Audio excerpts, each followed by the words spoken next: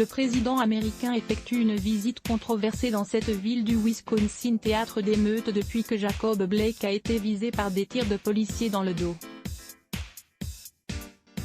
Il promet de rétablir la loi et l'ordre. Donald Trump est arrivé mardi 1er septembre à Kenosha, Wisconsin, théâtre de plusieurs nuits d'émeutes après qu'un policier y a tiré à bout portant sur Jacob Blake. « Nous allons les aider », a promis le président républicain en direction de commerçants, devant un magasin brûlé de cette ville du Wisconsin, un État appelé à jouer un rôle clé lors de la présidentielle du 3 novembre. Ces hommes ont fait un travail formidable, a-t-il ajouté en montrant des policiers, près de bâtiments en ruine.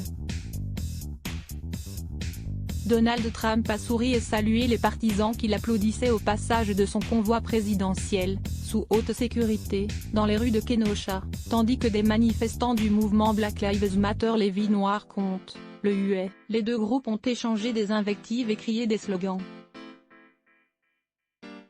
Décrivant des actes de vandalisme sur des commerces ou le jet de briques sur des policiers, le président américain a ensuite déclaré « Ce ne sont pas des actes de manifestation pacifique mais vraiment du terrorisme intérieur ».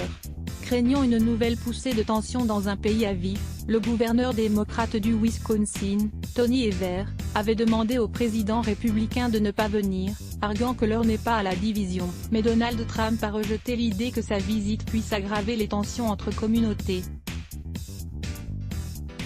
Au contraire, je pense que cela aide parce que je défends la loi et l'ordre, a-t-il déclaré. Le 45e président des États-Unis a laissé entrevoir la possibilité qu'il rencontre la famille de Jacob Blake, cet Afro-Américain de 29 ans grièvement blessé de cette balle tirée vers lui à bout portant, devant ses enfants, pendant une interpellation le 23 août. Je ne sais pas encore, avait-il dit juste avant de s'envoler pour le Wisconsin.